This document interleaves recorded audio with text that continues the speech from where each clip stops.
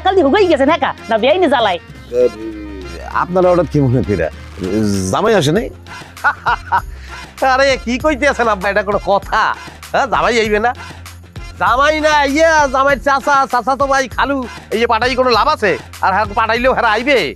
আমি তো এখন লই আইছি, আপনার উপকারের কথা চিন্তা করতে। আমার উপকার? তুই কি উপকার পাবো বলো তো? আব্বা এখন কথা বললে তো আপনি মাইন্ড করবেন? আপনি তো টুকদাস মানুষ।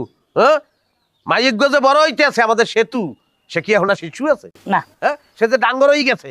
হ্যাঁ, এই খেয়ালটা আপনার রাখতে হইবে না? এই সেতু সেতু সেতু সেতু বুঝলেন কাকু, আমার মাথার মধ্যে সবসময় খালি সেতু।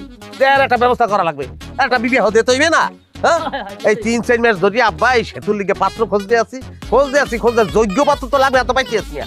হঠাৎ করে আমার মনে চাপ আমি দুনিয়া ধরে বিশ্বাস কে আমার বোকালে একটু পাত্র আছে, এই আমার স্বাস্থ্য ভাই চাই। হ্যাঁ, ইংরেজের বাচ্চা এখানে রাঙ্গা টকটকে পড়াশোনাও করছে, সে খুবই ব্রিলিয়ান্ট ছেলে আসিল, গ্রাজুয়েট পড়ছে, হেড পড়ে নাই না।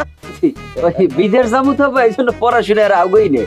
ছেলে কুয়েত যাইবে, কোনো চাকরি নেই, ওখানে ব্যবসা করবে, উটের দুধ এক্সপোর্ট করবে, বাংলাদেশেও পাঠাইবে, ওই আমি রিসিভ করবো, আপনারাও পাইবেন। এক গেলে উটের দুধ এত কি দাম বললে শেষ করতে পারবো না। তাহলে আম্মা এই যে ফালতু কথা যে লাভ নাই, এখনো বিয়ে শাদী করবে না বলছে, আর পরে করবো চোপড়াই দাঁত ফেলাই দিব।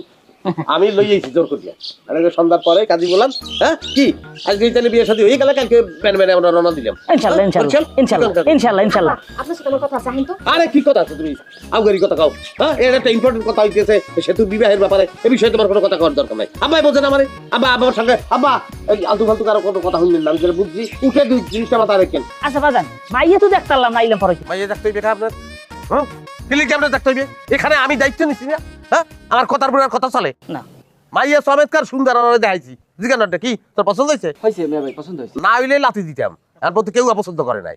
আব্বা তাইলে যাই হোক, আলহামদুলিল্লাহ আমরা আজকে সন্ধ্যার পরে কাজটা সারিয়ে লইছি। আচ্ছা বাবাজি, ওই আমি তো মাত্র বাইরে থেকে আসলাম, একটু হাত মুখ দিয়ে আসি, এই বিষয়টা নিয়ে আমরা পরে কথা বলতেছি। আর আপনার আগে খাওয়া দাওয়া করেন না? খাওয়া দাওয়া সারেন মানে? হ্যাঁ খান না, কথা তো এই রয়েছে, এক ধরনের সমস্যা নাই। উটের দুধটা মাথা রেখেন আব্বা। হ্যাঁ, তো উটের দুধ পামু অনেক। কই ভাইবেন এত হস্তা বানাই খেলাই কইছি না, কারণে মায় দুধ দেয় না, হে উটের দুধ খাইবে, উটের দুধ দেবে। না হ্যাঁ উঠে আর কেউ যে দুধ দেবে না, বোঝা হয়ে গেছে। তোমার বউ যা শুরু করছে হাতে বিয়ে হইবে না, আমার বোঝা হয়ে গেছে।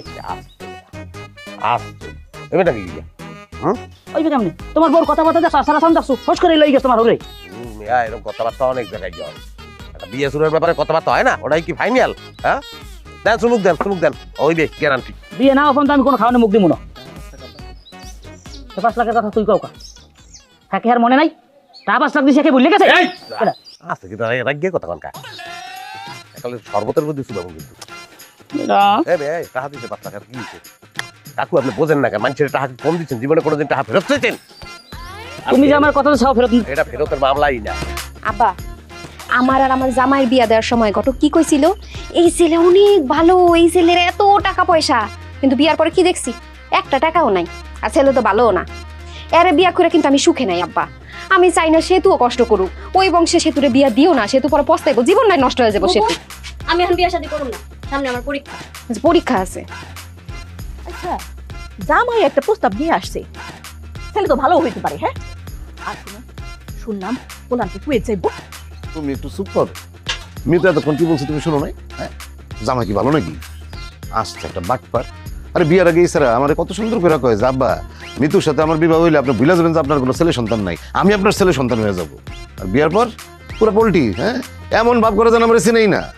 এই যে আব্বাই বুঝছে। একদিন পরে আসছে যে ওর স্বাস্থ্য বাইরে নিয়ে, এইটা একটা ধান্দাবাজ, আমি ঠিকই বুঝতে পারছি।